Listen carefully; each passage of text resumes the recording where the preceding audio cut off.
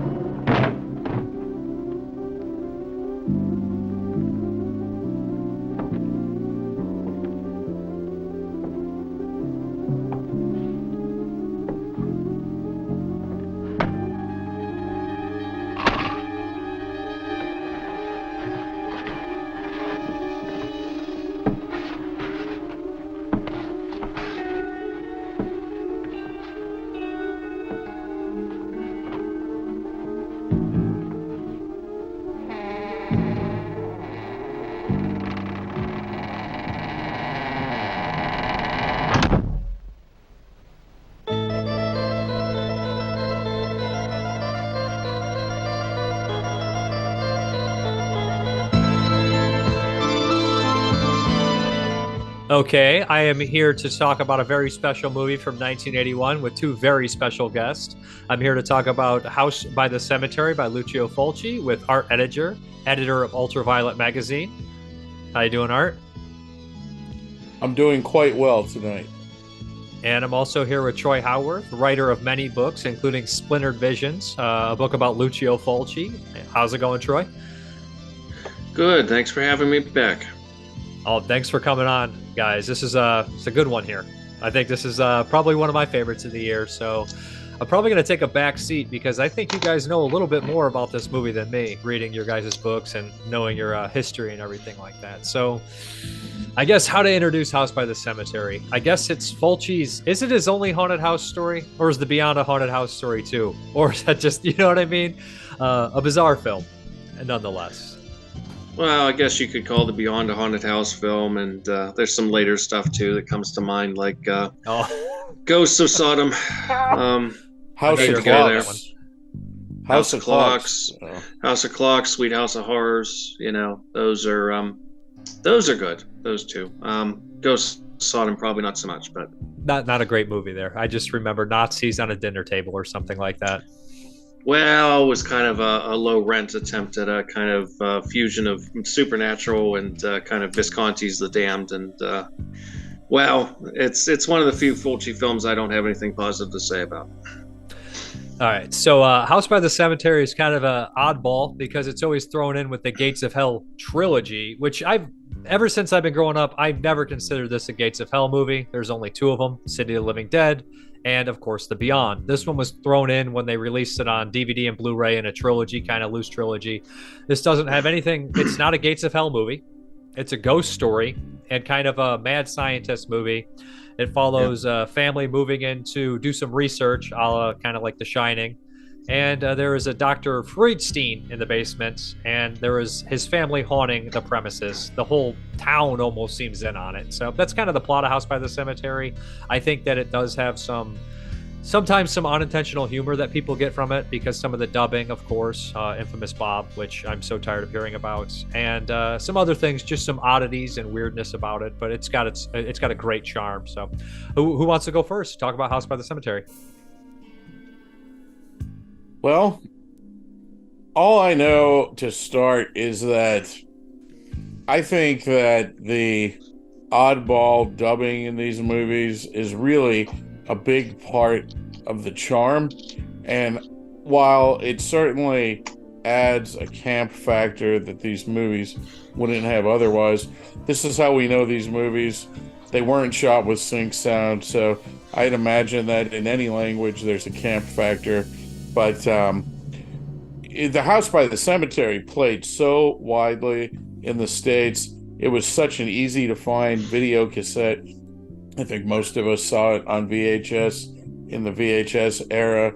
It didn't, because of its scope photography, some of the panning and scanning looks worse than on Gates of Hell, for example, which is 1.85, so there's less cropping when it's pan and scanned, whereas in House by the Cemetery you really did have shots of like the bridges of people's noses when it should have been a set of eyes, etc. But it's a movie that we all saw pretty early in our Fulci exploration, depending on our ages. For me, it was certainly one of the first Fulci movies I saw, and the oddball aesthetic that Fulci films from that period tend to have just captured me at a young age and has remained one of my favorite styles in the history of cinema. So yeah, I suppose it was one of the three first Fulci films that I saw. I think the first one I saw was The Black Cat, which used to show up on the USA Network back in the day, and then there was this one and Zombie. Video stores in the 80s, it was hard to walk into a video store that didn't have a copy of Zombie, and House by the Cemetery was almost as popular. What I didn't realize when I first saw the movie back in the day on VHS, of course, I knew nothing about these films. I knew nothing about dubbing or anything of the kind. Knew nothing about Lucio Fulci beyond just the very sketchiest of things I'd read here and there.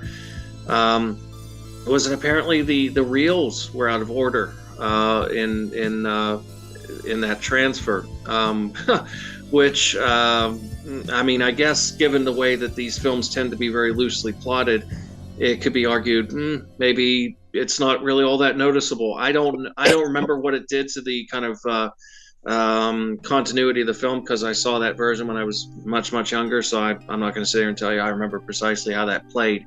But I guess it's a testimony to the sort of dreamy quality that he brings to these movies that, in a way, it almost doesn't even matter. Although this one, I think, is a little bit more, I don't want to say conventional, but it's a little more structured. It is. It's the most cohesive, like, plot-wise, compared to The Beyond and Gates of Hell, which the Gates of Hell really plays like a series of set pieces, right? And I know the idea is it's supposed to be like a nightmare, but this film has the most conventional setup as far as, like, it has a climax, a denouement, if you will. Like, it's set up conventional storytelling. So I do think, though, unlike The Beyond and Gates of Hell, which are kind of, the Gates of Hell are open and all madness, and it's definitely a set piece movie from and The Beyond too. This one, I think it's conceptually a little bit more harder to grasp than the other two, because the other two it's open, it's chaos. This one has some, like, time circular structure, and it's definitely, like Troy in his book mentions, it is definitely, and the commentary, it is definitely a take on The Shining in certain aspects, and it kind of goes after that as well. And I think that it's a little bit kind of stranger to grasp, you know what I mean, in terms of the concepts and just the idea of the ghost story itself and being forewarned before you go there. That stuff's not typically in the City of Living Dead and the Beyond. I mean, there's premonitions, but not in the same sense. Yeah, and I would agree. I don't really consider it to be a so-called Gates of Hell movie. That never really made sense to me. And I'll go even further and say I don't really consider it to be a zombie movie. I've talked about this before. No. I don't. I mean, Freudstein is a mad scientist. He's not dead. He's, in point of fact, he kept himself alive through mad science. So he's not a zombie. And I don't understand. I don't know. Everybody just seems to go with that as the kind of go-to description of this movie, and that has never made sense to me. No, well, first of all, people are followers, and so one person says it, and then other people say it. But the only connection, really, to The Beyond and Gates of Hell, for me, is just the time period. Like, this is that period of Fulci's career. Certainly, I view them in that regard, and, Catriona is in all three of them, right? So that links them in that way. But no, to call it a zombie movie, he just was known for Zombie, and then people refer to this as a zombie movie. That's pretty silly. I agree. I mean, again, like you said, it's a kind of a cattle thing. People just kind of keep repeating it over and over again because everybody else does it. But another thing that ties into what you're saying, in terms of the time frame that it was made and the way people make assumptions based on the time frame it was made, is that for a long time people were convinced that Gates of Hell was shot in 235, and when it first came out on DVD and so forth, and it was framed quite properly at 185, people were saying no, if you put the box up on the frame, you can. It's like, that is the dumbest thing I've ever heard in my life. You're completely destroying composition. So no, just because a lot of his films were shot in 235 during this period doesn't mean they all were. Contraband wasn't shot in 235 either. No, and so not to jump around too much, but when we're talking about the aspect ratio, the wonderful Mahoning Drive-In Theater that primarily shows movies on 35 millimeter, the Mahoning Drive-In is, amongst its many delightful features, the giant screen is scope-shaped. But of course, what that means is most of the movies they show there, there's no information on the sides. And so I went to a festival there to see House on the Edge of the Park in 35 millimeter again, which is 185:1. That same night, they showed Buried Alive, which I think is shot on Super 16. It might be 166:1 maybe. But then I was disappointed that New York Ripper was going to be the only film that wasn't shown on film, that they were going to show from a new like 4K transfer, but seeing it in scope on that giant screen just blew my mind. I just just watching New York Ripper in true scope on this giant outdoor screen that was scope shaped without letterboxing. Oh my God, was that an experience? And and I think that that's why a lot of us, when we started having the ability to see some of these movies at special screenings, I've seen House by the Cemetery, Gates of Hell, and The Beyond, all of them in 35 millimeter, and they really are impressive when seen that way. The Beyond was never my favorite until I saw, in 97 or whenever it was that they restored it, and I saw it on a giant screen. That just was a whole new experience, even though I had seen it uncut. Just seeing it that way just blows your mind. Scope is not something that, even with 4K technology at home, scope films just like lose a lot by being watched on a television, I think. So yeah, atmosphere in this movie is excellent. Like from the opening with the crypts and the cemetery out there, the camera work. Salvati was great. Like even when you look at his stuff that he didn't do with Fulci, like I always had a fondness of Ghoulies too growing up, and I was like, man, this is just so well made. And then you look at the camera work and you're like, oh shit, no wonder it has an Italian crew, and it's just so much better than it has any right to be. And this one, it just looks excellent. Like it's thick with atmosphere. And like I said, this one, it's genuinely creepy in a weird way, in almost a silly way, but at times it genuinely just seems like a premonition. I think it does the premonition stuff really well. And I've always liked the picture play. The picture play in the beginning. Yeah. It's not as good as the picture play in Bird with the Crystal Plumage, but it's still pretty good.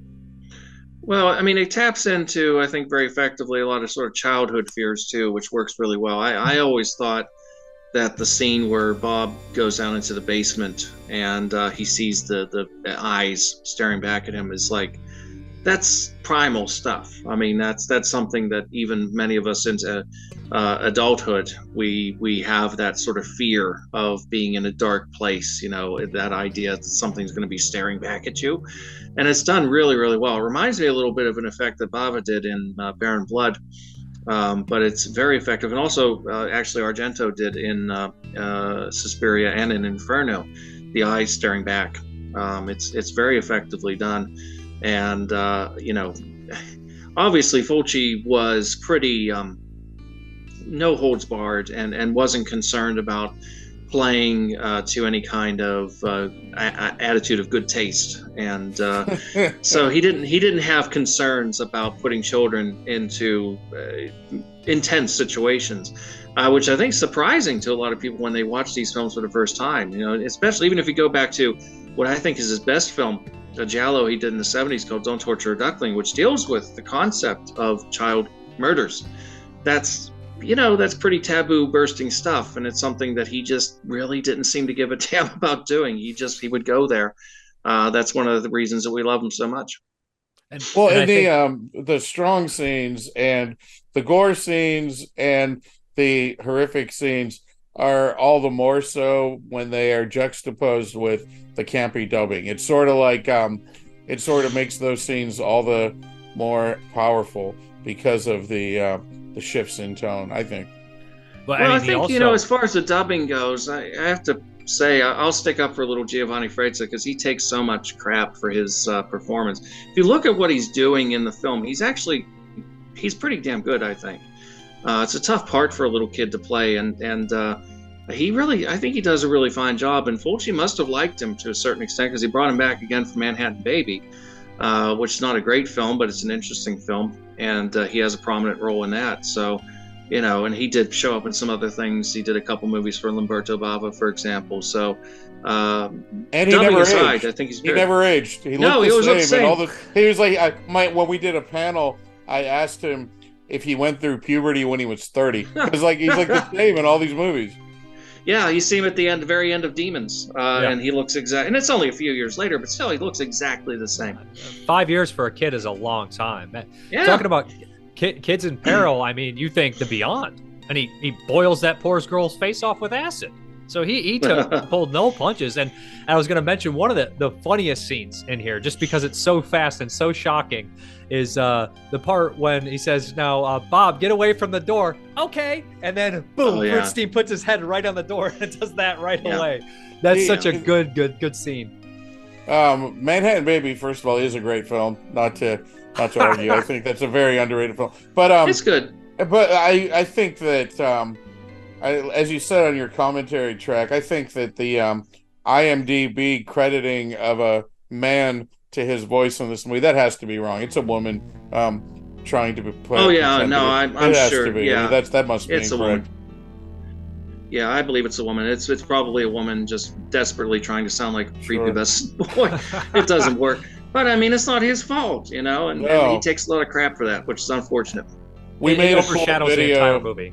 We made a cool video when we were together where I would say some of the lines from the movie in a high-pitched voice, and he would mouth them, and it was really really nerdy, wonderful time with Giovanni. Like, you know, what's the line? Parents never understand; they just do what they want, or whatever the lines like that. But no, this movie is more structured than other Fulci films from this time period. Maybe that's the word we're looking for. Yeah, I think so. Because I know with Gates of Hell, and in particular The Beyond, he said he wanted to make like a pure movie, something that just didn't have any structure, no plot, just a random string of sequences. And, the Gates of Hell has this weird sort of race against the clock structure, which is kind of forgotten after a certain point. Like, it's really important they get there, and then they get there, and it's like, oh, guess what? It's midnight. It's like, well, okay, we might as well go home. It's over now because according to this, there's nothing you can do about it. But it continues on anyway. It sort of veers back and forth between one vignette and another. And The Beyond, of course, just totally is completely random and just flows in its own weird sort of way. So this one, by comparison, does feel like more of a quote-unquote conventional story, but it still goes off in really strange directions and has a lot of weird little non sequiturs that don't really make any sense. And I love how, like, it's just like the whole town knows something is off with the Fruitsy House. That reminds me of, like, you mentioned it does have some Kingism in there. You know what I mean? How, like, the whole town wants to forget about everything. The guy's got the great line in there when he says, "Sure, give the bad product a new name. It'll always be the Fruitstein's house." You know what I mean? The Fruitstein. Yeah. It's just like, and I like that idea too. And it almost seems like everybody knows that the place is fucked up, and almost the whole town is fucked up because of it. But everybody refuses to do anything about it. Like even the weird little guy who comes in and he's like, "That's where he killed himself." That whole part is just so realistic in a stupid way, because I've had people do that kind of stuff. You're like, thanks, buddy. Yeah. Thank you. No, why'd you tell me that? It's very Lovecraft in a way. It's sort of Arkham. Yeah. You know, it's that sense of a community that's been warped by something awful and indescribable that's happened. So it's a little bit Stephen King. It's a little bit Lovecraft. It's a little bit Henry James, Turn of the Screw. It's all these kind of elements sort of thrown together in a really interesting way that, it might be derivative to a certain extent, but it never feels like a ripoff. I always hate when people accuse Fulci of sort of ripping off Romero and Argento. No. It's like, no. Maybe these other artists are a little bit Fulci is what is more accurate. I think it's just, they're very different. Ultimately, they're very, if you look at Romero, he is radically different from Fulci. If you look at Argento, they're very, very different. Argento is very sort of cold. Fulci is very hot, and that the temperament is very different. The attitude, the approach is very different. As nasty as Argento could get in a film like Tenebrae, for example, ain't nothing compared to what Fulci did with New York Ripper, which remains kind of the lightning rod of controversy among his films to this day. I love it. I think it's a great film, but a lot of people... New York Ripper is about as good as it gets. New York Ripper and Tenebrae, whenever you're having... like rom-com film festival, you have to include both of those. I mean, those are just... the thing is, like we mentioned that Fulci always came in hot. Like, you're right about, I feel like Argento is a little colder for sure in terms of like emotion, but I do think Tenebrae probably gets the closest, or Stenhall. But as far as I don't think Argento could ever make a scene like Don't Torture a Duckling when Farinda Malkin. That scene is so emotionally hard to watch. Scene. It makes you cry. It makes you cry. Argento's never made me cry. But we're so immersed in this stuff. I think, like, for the average viewer, the music, the oddball dubbing, and the extreme gore of these filmmakers make these movies like similar enough. Like they're like Fulci and Argento. Sure, they're wildly different, but there's also a lot of overlap.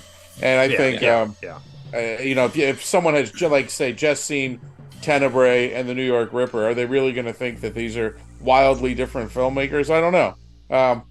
You know, they'll see some differences certainly, but the camera work, I would say right away on that one. I think Tenebrae seems. How much more expensive was Tenebrae? It seems way more expensive to me. Oh, it was a much bigger budget. So much, right? You mentioned Florinda Balkan. Like, I recently was reminded about how much I love dubbing as a part of these movies when La Settima Donna, The Last House on the Beach, came out on Blu-ray overseas. And now that movie's not in English. A lot of these movies are in English and then they're dubbed, or mainly in English. Maybe they're not. Maybe not all the cast is speaking in English, but that movie's not even in English. But when the overseas Blu-ray did not include the English language dub that I'm so familiar with and find so amusing, with the lines about, you know, I don't like priests, nuns neither. Like, that's like a big part of the aesthetic for me. And when it's not there and I'm watching it in Italian, it bummed me out. I was sad I felt the loss of the English dub. That in that movie, well, you know, you should probably watch the Italian dub because it's in Italian, unlike so many of these movies. Well, a lot of sort of film snobs seem to think that, you know, the original language, the authentic language, is Italian. You know, and that's not always necessarily the case. No. A lot of these films were shot in English. Right. They would sometimes be shot in a weird melange of different languages. Yes. If you had Spanish and French actors, they'd all be speaking, you know, sometimes you had like Fellini movies where actors were just saying gibberish. So there is no authentic soundtrack, and one dub is as good as another. And in some cases, I prefer the English dubs. I prefer the English dubs on a lot of Fulci films and really most of Argento's films until the 21st century, really. Yeah. You know, most of those films work perfectly well in English for me. Right the only now, time go ahead, Art. Nothing important. So right now, Godzilla -1 is extraordinarily popular. It's being praised. I enjoyed it myself, but I think it like highlights what we like about these movies. And for me, I got into Godzilla watching Godzilla versus the Smog Monster on UHF. I like my Godzilla bright green, horribly dubbed. You know, like what I get off on in a Godzilla movie. I don't, you know, like I understand what people are appreciating about this new movie, but I'm a Smog Monster guy. Give me a bright green, stupid Godzilla with atrocious dubbing and a Save the Earth song, and I'm happy, you know, like, so, you know, like, I'd much rather rewatch that than this movie that, you know, I do understand why, but I'm also sick of people who watch 3 movies a year and then want to tell you that one of them is the best movie of the year. It's like, okay, well, you know, like... I just watched my first movie of the year. It's the best movie of the year and the worst movie of the year. Right. It's the best. It's everything. One of my jokes I used to say to people if I walked out of a movie and someone, oh, what'd you think? I'd sometimes say, this is the best movie I've seen all day, you know? Like, I never feel comfortable making lists of new movies unless you watched at least like 75. You know what I mean? You got to have it. That's why I don't even bother sometimes. You know what I mean? It's like this idea of trying to say what the greatest movie ever made is. How nobody can say that. Nobody has seen every film. It is impossible because so many films are lost.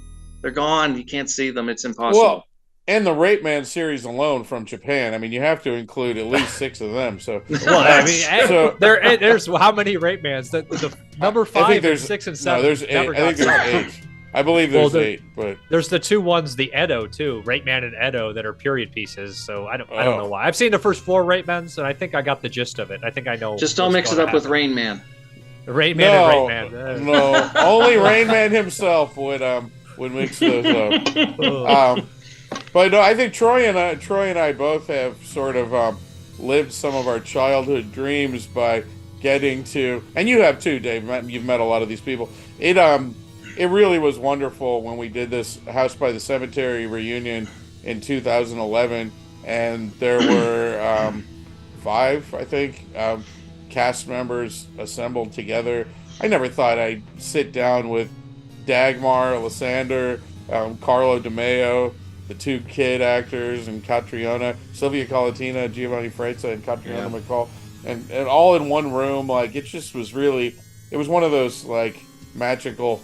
And thanks, Mike Baronis, for bringing these people here. But it was really, one of my favorite convention experiences. And the on-camera interviews we did have been used and reused for the last dozen years or so on every edition that has come out. And now there's, at least 3 commentary tracks. Troy did one, Callum Waddell did one, and Mike did one. And there's a lot of House by the Cemetery. A lot of the secrets are not so secret anymore, which is cool. Mike deserves a lot of credit for really banging the drum really loudly and helping to set a lot of things up.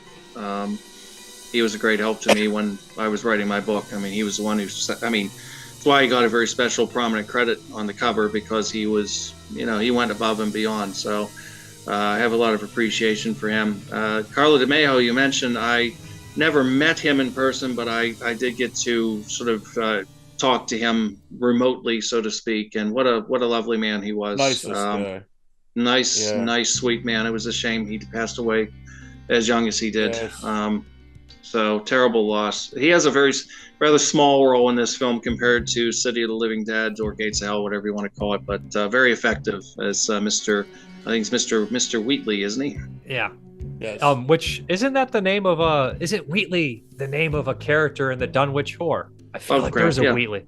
Yeah. That's definitely from that. I just registered that. So, and this does have some Dunwich in there for sure.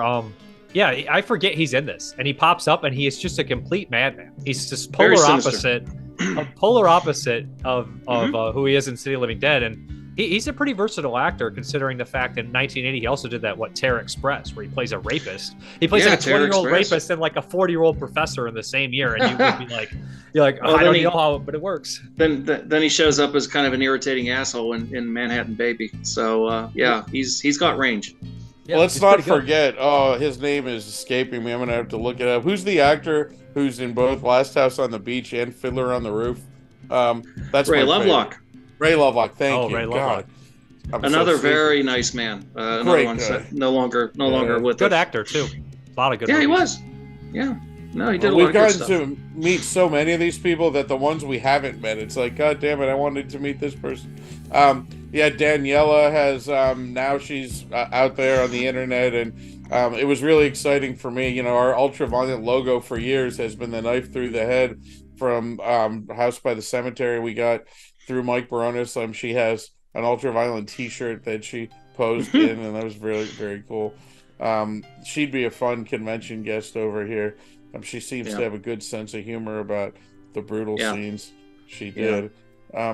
But the way they did gore, it was gore in these Italian movies really is different than it is in the American gore films of the period. There's some similarities, but it's just the Italians did it in such an over-the-top, lingering way that's just like really, really in your face. And especially given the video nasties movement was happening at that time, and that didn't happen here, but there was a lot of self-censorship with companies cutting their movies for R ratings, and Paramount big time.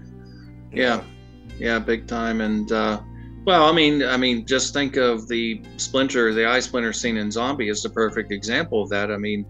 Most directors would not have gone there. Certainly not only just, it's set up in such a way that's the brilliance of the way that scene is shot is that it keeps cutting away, and you keep thinking, okay, it's not going to go, but it does. And not only does it go back, but then it gets closer and closer, and then you get that nasty little grace note at the end where the splinter breaks off in the eye, and it's just incredibly. Nobody else would have done that. It's brutal. I think Zombie was the first I saw. I'm thinking of the Fulci in order. It had to be Zombie, then Gates of Hell, then House by the Cemetery. I think those are the big three. Zombie, I was a Romero fanatic from age like 8 or 9, so I had to see Zombie, and that was the next one. And Gates of Hell, the cover art and everything, it's just always in the video stores, looked the same as Burial Ground and Night of the Zombies, so grab all them. But no, for sure. going back to Lovecraft one more time, and this is the one thing that I really find probably the most effective scene in the movie, and I think it's the most Lovecraftian scene, is where we have the moment where we have the tape recorder and his previous friend, his associates, going mad over it, and he says that the crying and the tears and the recording of somebody losing their mind is one Lovecraft 101 for me, and we got that really weird kind of almost kind of low budget style shot that somebody would do with the tracking. Like, it's not low budget in this, but it looks really good. But that's something that I feel like a lot of low budget filmmakers would do, and it's very effective going through the basement, and that's where you see some of the really gnarliest gore, like real intestines and stuff. I would say some of it looks... Well, the whole thing with the tape, and this is one of the things that people do sometimes. They mean well and they're very enthusiastic, but everybody wants to say that this influenced this and this influenced that, and sometimes it's like, no, realistically, that's not possible. It's very similar to something in Evil Dead, of course, and you might think, oh, well, this must have been... Evil Dead was shot before this. It was impossible. It was something that took a long time for it to take shape and get released and so forth. So that's one of those things you look at it and you think, oh yeah, that must have been... No, it was that's a coincidence. That's a very that's a good example of a happy coincidence that can happen with these movies sometimes. Well, it's both Lovecraft. I would say that's Lovecraftian effect, and I know and I don't know if Sam Raimi, somebody was trying to say, what was they brought up a movie, it was like some classic gothic horror movie, and they're like, well, maybe Sam Raimi saw that, and I was like, probably not. Sam Raimi, they saw drive-in movies, but if you listen to Sam Raimi talk, they weren't these horror fanatics. They weren't like obsessed with horror movies. They liked movies, but they weren't like us. No. They weren't going to see these movies. They were just regular Joes. That's like people going on about Ridley Scott taking stuff from Mario Bava. I don't believe that. I don't think Ridley Scott's the kind of guy that's watching these movies. I don't. I think Dan O'Bannon took things, and no question about that. But I don't think Ridley Scott did. So when you see like a really overt, grab like the Friday the 13th Part 2 death where the spear goes, I don't. Whoever says that they didn't steal that from Bava, like, yeah, right, okay. The special effects guy might. Like, who it's knows? just like, someone somewhere stole that. I don't believe it.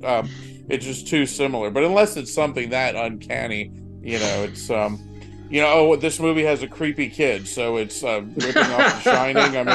I mean, like, we've had creepy kids in movies from the dawn of... there's a haunted house and there's a creepy kid. It's The Shining. I mean, now, mind you, The Shining had just been a big hit, and like, so I mean, okay. Hey, you can take it back to the bad seed, for God's sake. Yeah, there's all kinds of things. Right. But I do see The Shining, just the weird ones, like the axe in the door, and then the blood, the blood, and then the elevator blood, and just like... it's just stuff that you could pick up from the trailer, almost, right? Like, oh yeah, yeah. No, David Warbeck said that when he was making The Beyond, he went to... I think he claimed he either went to Fulci or Sacchetti and said, "Look, we're doing a little bit of a knockoff of The Shining here, aren't we?" And they said, "What? We have no idea. I've never heard of this." So I don't know. That was a big hit. That was a major mainstream big hit movie. That wasn't something that was going to go under the radar. That was a big film by a big director with a big star. So yeah, I think that's a safe assumption. So I know people always kind of try to... I know that, what was that? Hysteria Continues actually covered this on their show, and they do slasher films, and they kind of had this at a slasher bend. And the opening is maybe a slasher kill, but that's about it. But the knife and everything, and it's not, I guess it has just that opening. That's it. Because there's only really, besides the big climax, there's only two other kills in the movie. And it's Dagmar and the babysitter. And they get that. Those scenes actually go on to the point. Those two kills would be a good point. If someone was sitting there saying, look, Fulci is a misogynist, I mean, I don't believe that shit, but you could show those scenes and just watching them just get Fulci was a misanthrope altogether. The guys don't get off so easily in his movies either. No. Well, again, we're talking about time periods, and this was the slasher era, Yeah. And so that's a big reason why these scenes seem like scenes from a slasher movie. Kids having sex in the basement, and then one of them's going to get killed, or both of them are going to get killed. But I'm so damn sick of the idea that just because a movie might have a misogynistic character, that doesn't make the movie misogynistic. Like, no. Are we that myopic about, art? Like, I mean, like, if a movie has a racist character, doesn't make the movie racist. probably anti-racist. You know, it's like no. I think part of the confusion is like you get to a movie like The New York Ripper, and because you have the Jack Hedley character saying some really nasty things in it, because he's your main character in the movie, people think, well, that's Fulci's mouthpiece. No, he's not. He's an asshole. Right. He's a very unsympathetic character the whole way through. Yeah. Yeah. So he's saying really judgmental, nasty things. That does not mean that Fulci himself is a misogynist, but people, they'll keep saying that. No, they will. And then, and then when I try to argue the point, like, people notice that I have an erection, and then they're like, oh my God, like, come just on. Just looks like the poster from Maniac over here. They're like, why, like, can't you get a Trapper Keeper, dude? And then I'm like, okay, like, I'm not going to cover it up with a Trapper Keeper, but no. I understand. I always make the awful joke when we watch the movies, and like, they're like, oh, the horrible rape scene, but then I'll just take a beat and I'm like, yeah, but did you see what she was wearing? every time, just to fucking piss them off. It's just a joke, but that's the thing too. Like the rape scene was so nasty and vicious. Good. It should you want it to be not right. Like you want to get sick. Right. It should be. The rape scene in Frenzy is very unpleasant. Yes, it should be. It's not meant to be sexy. It's not meant to be erotic. When you get to Hanny Calder, then maybe there's some questions to be raised. Well, that's a weird one. Yeah. What were you saying, Art? Sorry about that. Oh no, I just all this type of media criticism leads to the mentality that they had in the UK that led to the mass censorship of these movies. Yeah. It's high art versus low art. I did a commentary with Camille for I Spit in Your Grave in the UK.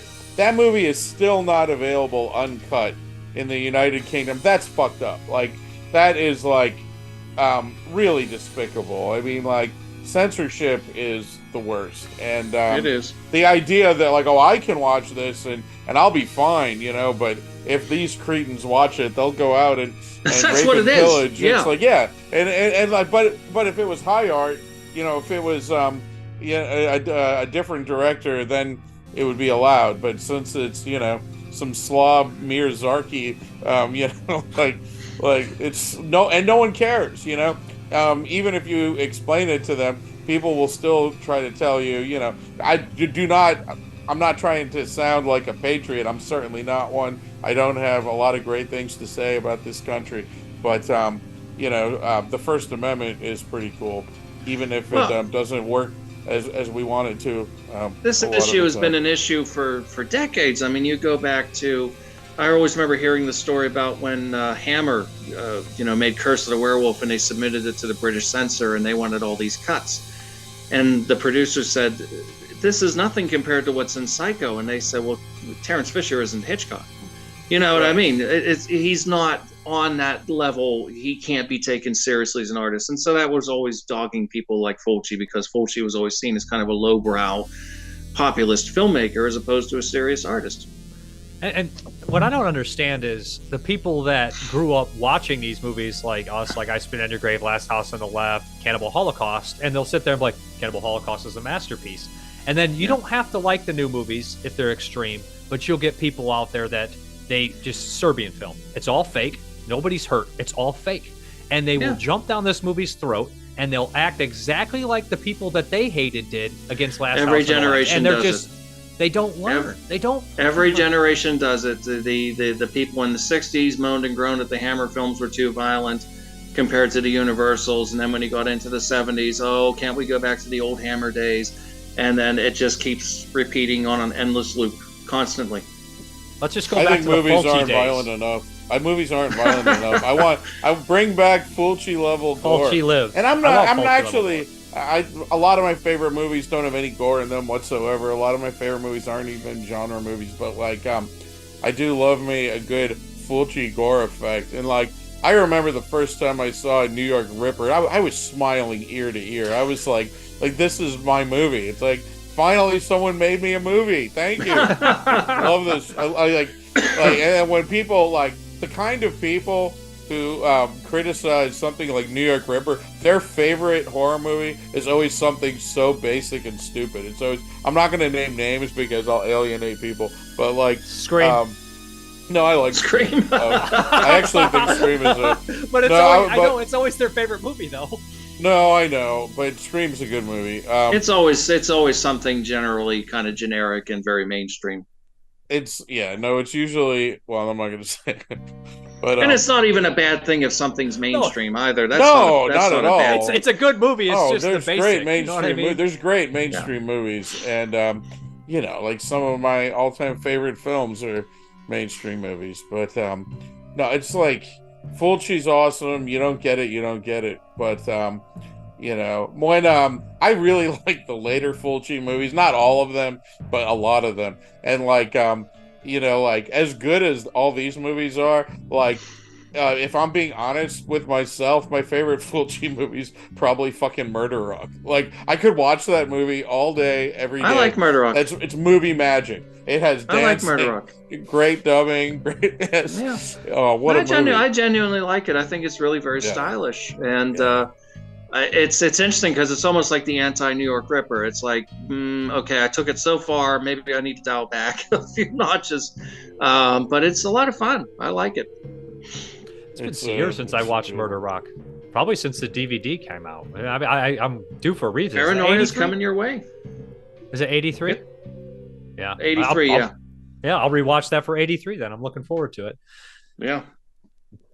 So we'll be talking about the violent stuff, and it's weird, like, when movies come out, it's rare that I see a moment where my jaw drops. And I like kind of being shocked in the violence. Not that I'm like, it's a weird enjoyment. Like, the sadness did it for me. And it's almost just that they had the gall to do some of the shit they did. I was just like, oh, wow. When that lady said juicy boy and went after him, I couldn't help but kind of be like, oh. What's cool about the sadness compared to other recent extreme movies is it really is, first and foremost, a gore movie. And, like, we actually don't see that much of that anymore. Like, I loved the sadness. That movie really surprised me.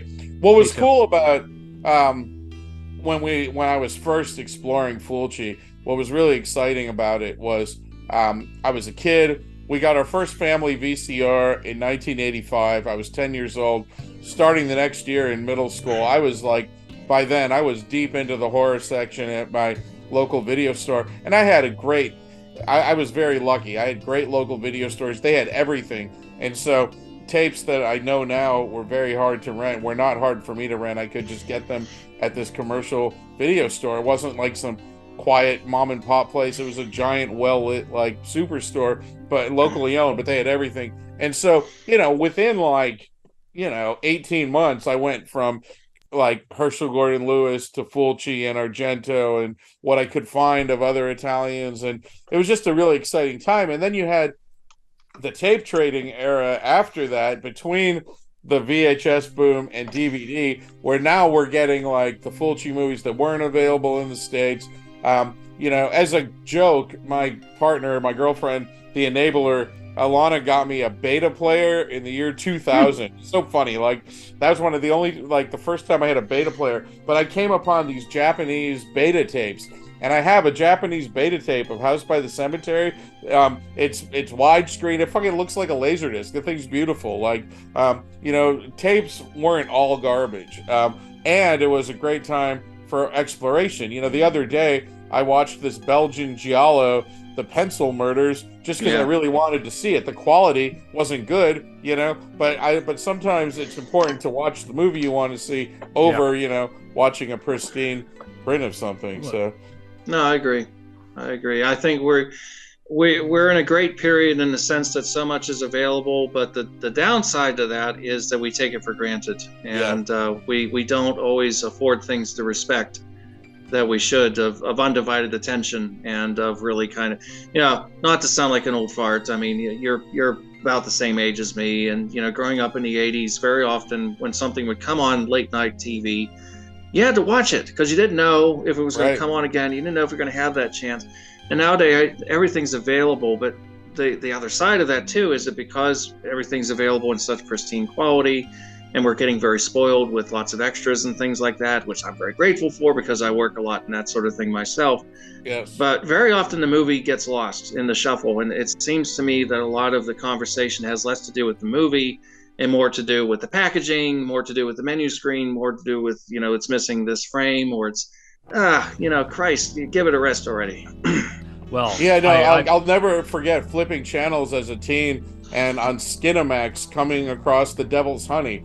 That tape. They played that on TV? And it turns out my childhood video store had the US tape, Deadly Obsession. Dangerous Obsession. Yeah. Dangerous Obsession. But it had such shitty cover art. It was in like the action section or something. And I spent very little time in the action section because, you know, I knew Ilsa was there. So I'd go to get my Ilsa and then I'd leave. But the horror section, it didn't have it. So I'm flipping channel. I see Fulci's name on the screen. I'm like, holy fuck. And so here I am watching this weird erotic thriller with Brett Halsey and who is it? Corinne Cleary, I think. And Corinne Cleary and Blanca Marsalek and a saxophone. And a saxophone and nail polish. And just like on 2:35 in the morning, teenager, pants off in the family room watching. It was just a great experience. And like what a, you know, I first came upon the Black Emanuelle movies on Skinamax, you know. It's like it just was a wild exploratory time.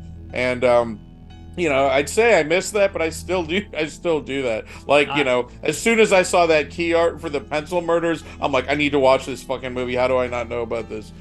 There's a magic about Discovery that is lost. I'm not as old as you guys, although I look it. But I found I look all this shit. But no, I would have to like record things off television, and I used to go to video store, have the movie books. And I was looking for the weirdest off-the-wall shit where they looked at me like I was crazy. I was asking for Dead is Dead, stuff like that, just trying to hunt these movies down. And we live in like a day and age where everything is at our fingertips, but yet people just choose to watch the shit that's streaming, and they don't look, and it drives me crazy. You have the ability to do AI subtitles if you have a very nice computer, to put AI subtitles on any movie you'd ever want to fucking see and make these movies widely available for anyone, but you guys are choosing to watch whatever is streaming widely. Like I did that the other day. I found 2 from 81. Now my computer is not up to snuff to run for the subtitles, so they're kind of shaky. 2 Japanese movies that didn't have English subs. Zoom Up, Sexual Crime, one of the Zoom Up movies, Sexual Crime Report, and another weird movie that I had never heard about in my entire life until recently, like Dr. Anchancho's Fourth Theater, and it is a slew of like Super 8 or just this Japanese guy who directed what movie did he do? He did Legend of the Stardust Brothers or Star Brothers from 1985. So he made all these shorts, and they're not all great, but it's 100 minutes of shorts, and they're just super bizarre and weird. It's just quality wise, and it's just like I'd rather watch something like that, discover something like that, than watch the same shit everyone else did.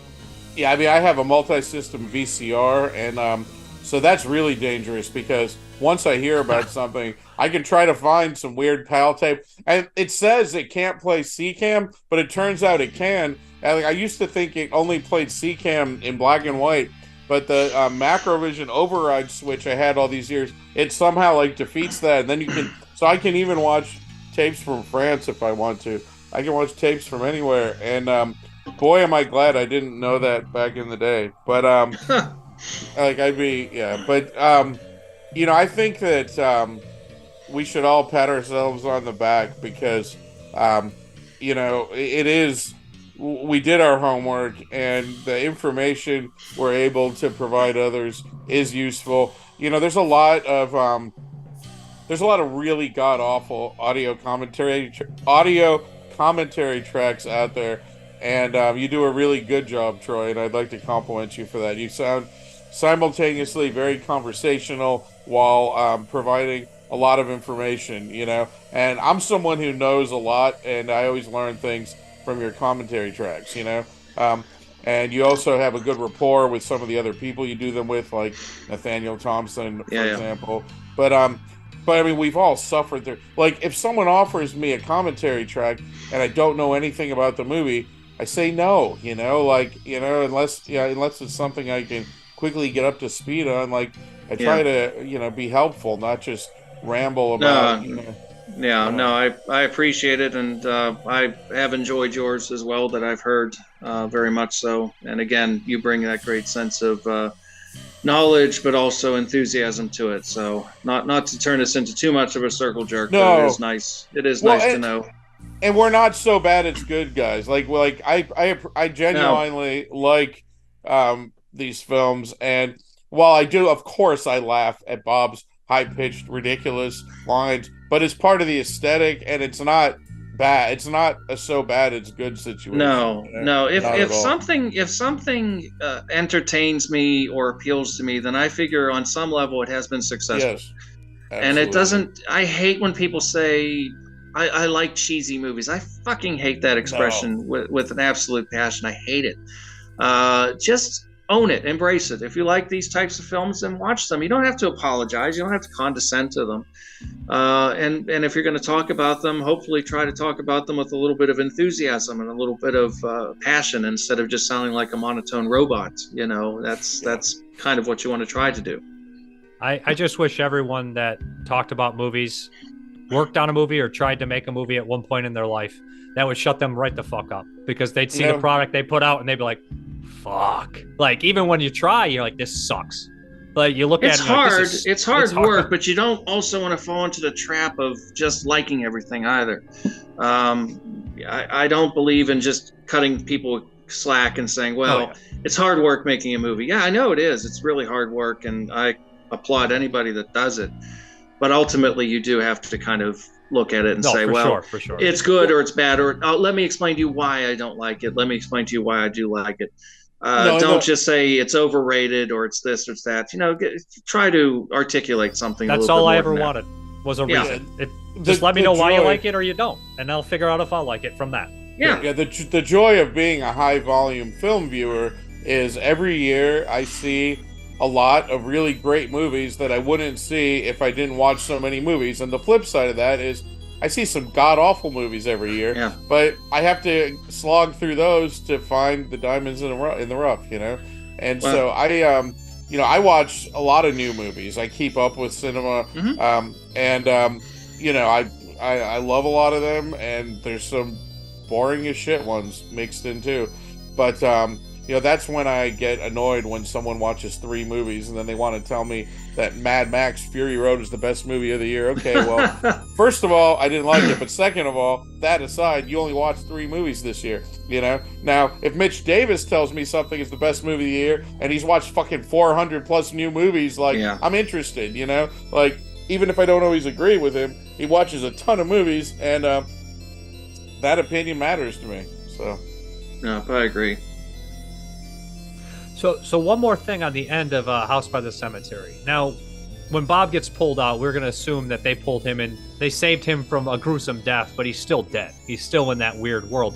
Now, do you think that there's possibly like a time loop within this town? That's why the characters keep showing it. You were here last month. You were here. All these kind of things where it's to kind of repeat themselves. Do you think when Freudstein's wife and the daughter take Bob out of there, they're leaving the house for good to kind of break that cycle? Or do you think that Bob and them are just going to have to live in this crazy world? Because Freudstein's still alive, right? Yeah, I kind of tend to think of it as just a loop. I kind of have the same kind of vibe about The Shining in a way. So I think that's kind of a similar deal. At least that's how I see it. Yeah, I think it depends on whether or not the whole thing is kind of like a weird nightmare, you know? Like, is it realism? Is it like... Right. Does it take place in reality? And I don't know. But, all I know is that Freudstein, people who think that that's a dumb name, I love it. I love the name Freudstein. It's a cool name. Oh, it was ballsy choice, combining Freud with Frankenstein. And, of course, people have a field day with that. And, Fulci was not a fan of psychoanalysis at all. And you can see that in his films. If you look at movies like Lizard and Woman's Skin and Cat in the Brain, he really skewers psychiatry as a field. So I think he was having fun with that. Where do you think Freudstein stacks up against the father and Shrek or Shriek? What the fuck is this? I always mix up. Father Shrek. Father Shrek. Father Thomas and Shrike. Oh, yeah, Schweik. Schweik. Oh, Freudstein's I think Freudstein might be the scariest of them from my point of view. There's something really. It's all the weird aspect, the crying sounds and the sort of lurching monster form. To me, he's really scary. But so is Schweik, and so is Father Thomas. They're all 3 memorable villains. But Freudstein might be my favorite of the 3. I would just like to sit down and play patty cake with all 3 of them. They just seem like fun dudes. They know how to have a good time. They do. And they'd be good babysitters. Like, they could run a very good child care center. I think maybe they'd run a better abortion clinic, but hey. There you go. Hey, why not? Well, but honestly, like, Fulci's kind of underrated for having the villains, creating villains like that. If you don't really think about it, there's 3 kind of memorable villains in 3 movies back pretty close together. That's kind of strange, you know? Nobody ever gives him credit like that. You know, I try not to get angry at people who don't like what I like whatever you want. But people who like refer to Fulci as a hack, I will like, you'll see me at 3 a.m. at Cinema Wasteland, like cussing people out, you know, who like have something negative to say about Fulci when. I mean, we're not talking about Herschel Gordon Lewis here. People who do that are people who've seen a panned and scanned. People who do that are people who've seen like a panned and scanned copy of The Beyond, and that's pretty much all they've seen. They have no clue. If you go back and look at Perversion Story or Lizard and Woman Skin, for example, he's doing things that Brian De Palma gets a lot of credit for, you know, a decade later. And that's a very different Fulci era. Those movies are incredible. They're slick. They're very slick. Like this era of Fulci is just like so unique. It's like and the way that he handles gore, the sound design. Oh my! It's just it's its own aesthetic. I can't think of a better theatrical experience I ever had from the first time I saw The Beyond, because I had seen, you know, I went from The Seven Doors of Death to like seeing The Beyond like on VHS, but like transferred from a nice laser disc. But it's like in the middle of my tube TV, it's this little like sliver of like, you know, and then you go to this giant, we went, the very first city it played was Columbus, Ohio. I don't know why. We drove there. And this giant single screen theater, scopes shaped screen, and it just looked and sounded amazing. And like, I was just overwhelmed with how much better of a movie it was than I ever had any idea of, you know. And I had already liked it, but like that, my appreciation of it just skyrocketed. And then same thing with Gates of Hell and House by the Cemetery, but like those Gates of Hell, like I said, because it's 185, it was like less cropped in pan and scan. And then House by the Cemetery, like even though it was out of order, that tape transfer wasn't terrible. Like the colors were good, and so I don't know, like those were both enhanced by seeing them theatrically. But God, that Beyond experience like just shot that movie through the roof for me. It was just like went from being a movie that I just kind of liked to being one of my favorite movies. It just blew my mind. I think I saw House by the Cemetery on that shitty Diamond DVD in like 1998. Probably the first time I saw. Horrible. That's probably where I first saw that one. I don't think I knew Seven Doors of Death was cut to shit, so I refused to watch that shitty DVD. I waited until it actually got a proper release, because they didn't have The Beyond. I don't think The Beyond was the Seven Doors of Death. They might have had that tape, but I knew there was something iffy about it, because I didn't catch up to that one until I was about 12 or 13 to start looking for that one. Well, I just always remember the Seven Doors of Death VHS having a picture of Charles Gray from The Devil Rides Out on it, which was very strange. Really? It wasn't even a picture from the right movie, so that was weird to start with. That's like that silly trailer, Scream and Scream Again, where they show the guy and they say Peter Cushing. I'm like, that's not. Oh, Peter it's over Cushing. Marshall Jones. Yeah, exactly. Like, what the fuck? Yeah, I mean, where would you guys stack this up in your top 5 or top 10, Fulci? What, House by the Cemetery? Yeah. It used to be my favorite of at least these 3 of the of this era, and that's the only way I consider these 3 films so related. But then I have Black Cat and New York Ripper, and they're sort of in this era too, right? So they're touching.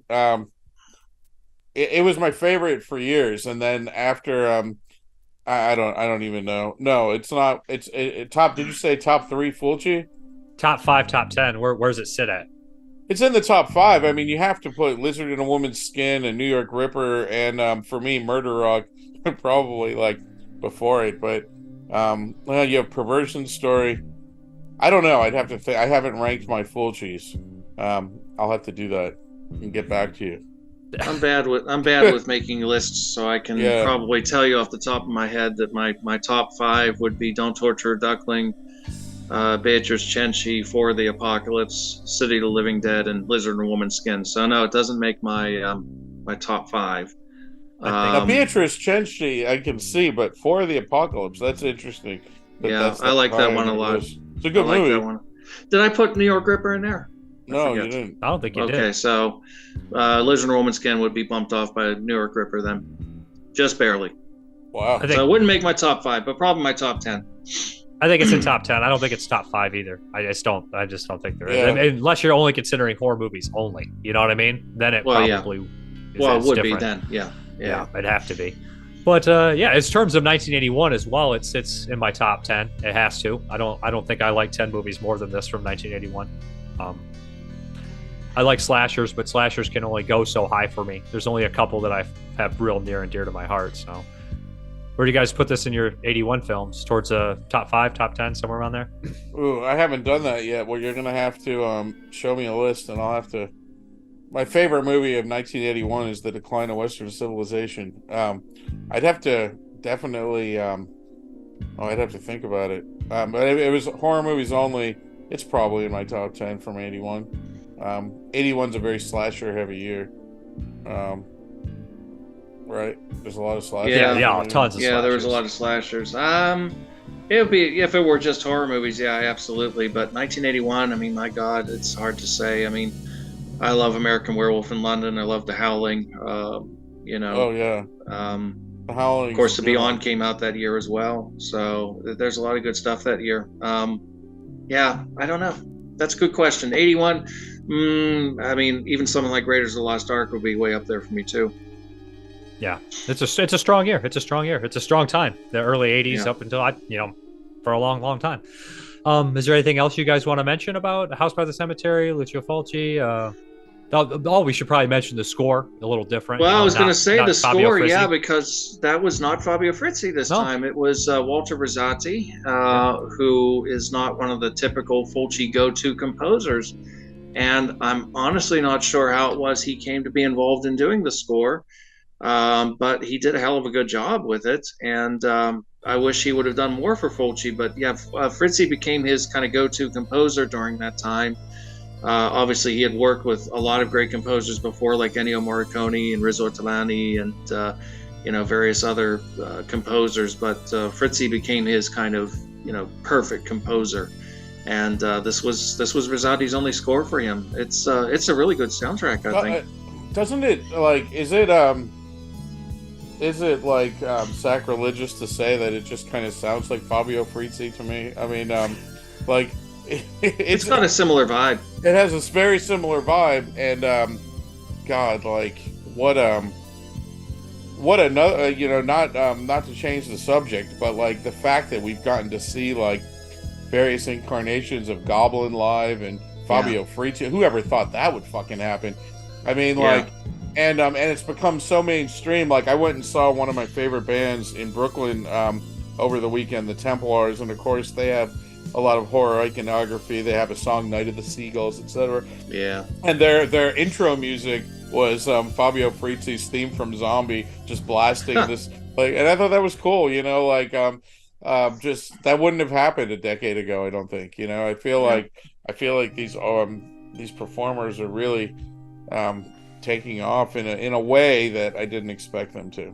Well, it's a nerd's world now, man. They were the only ones paying for stuff, so that's what they're focusing on. That's why there's toys of every single character you've ever saw in a background somewhere. But I'm glad this is happening while they're still healthy enough to be able to do it. Oh yeah. That's a big part of it too. Even John Carpenter going on the road and doing some of his music things that he did a few years ago. Good. That was wonderful. So I saw him in Pittsburgh. I saw Goblin in Pittsburgh back in October for Demons. So yeah. Thanks for saying hi, Troy. I was there, both of those. Were you really? Yeah, totally. Well, why didn't you say hi to me? Well, that's fair. I didn't see it. I got to see Goblin at Shockstock before the breakup, where Maurizio and Claudio were still friends. That was cool. That was their first North American show in forever, and that was and I'm not the biggest soundtrack. I love sound. Don't get me wrong. I love this stuff, but that was so fun, and that was a night to remember. But the Demons thing was recent, right? That was just the beginning of October. Yep. Yeah. Yeah. No, I didn't see you. I would have said hello or at least thrown something at you if I'd seen you. We were in the front row. It was like super cool. We got front row seats. It was awesome. a good show. Good show. Definitely cool. Yeah. One thing I would say about the Rosati score that sounds different from the Fabio stuff is I feel like this has some definite like mausoleum kind of sounds. Like this is just like Phantom of the Opera a little bit to me. I just hear it in there. You know, the like organ. the way that, yeah, big time. And it's I don't feel like Frizzy's is focused on that in there too much. I feel like this is more straightforward Gothic, less, you know, the other terms. I don't know. Yeah, I don't feel think like Fritzy ever used organ in any of his scores. At least I don't think so. I feel like Frizzy's movies, his scores just seem almost really, I guess, more impending doom, if that makes any sense. But all these films that Fulci was doing during this time, they all had really good scores. Another great score is New York Ripper. Francesco De Masi did a fantastic score for that movie. Amazing score. I don't think there's really any bad scores from these Italian movies from 1965 to like 1995. Even when the movies suck, the music is good. Exactly. Almost invariably. I mean, It's even like a huge part of the aesthetic of these movies. Yeah. And like, yeah, that's it just jumps out. You can tell from the first couple of frames that it's going to be an Italian movie when that music just starts. Oh yeah. Mm-hmm. They're the best at everything. I wish I was Italian. All right, I appreciate you guys coming on. If you guys have anything, plug anything or anything else?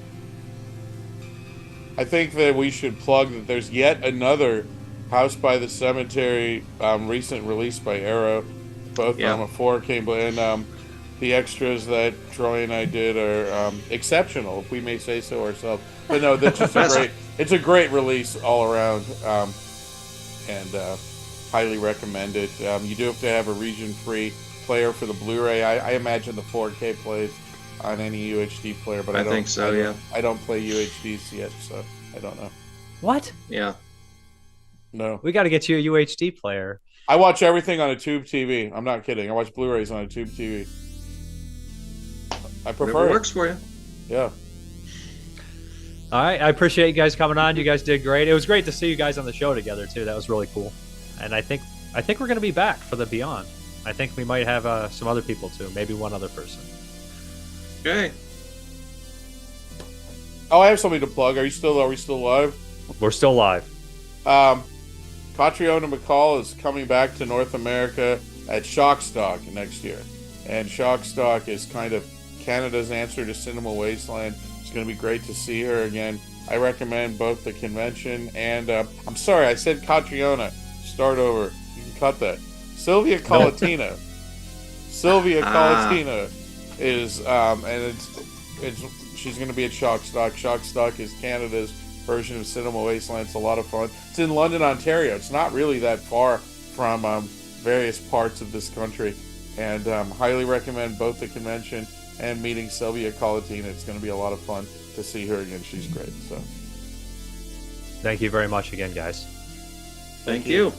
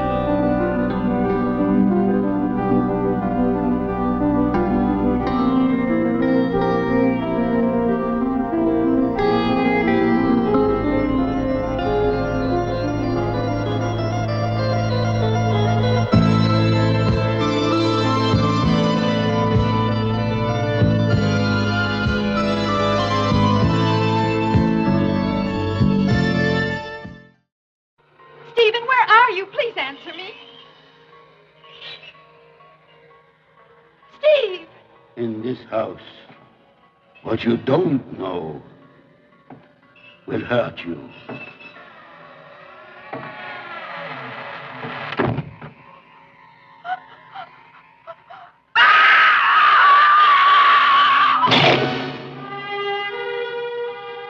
was to be a getaway dream. It's becoming a runaway nightmare. Do you see anything? Some old steps going down.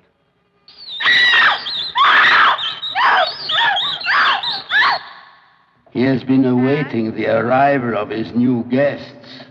One by one, they are disappearing. One by bloody one.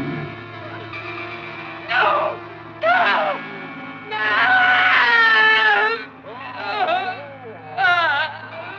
When you move to this house, before you get locked in, There's someone in here, read Mommy! the fine print. Mommy, hurry! You may have just Get me! mortgaged your life. Due to the graphic nature of this film, no one under 18 will be admitted. House by the cemetery.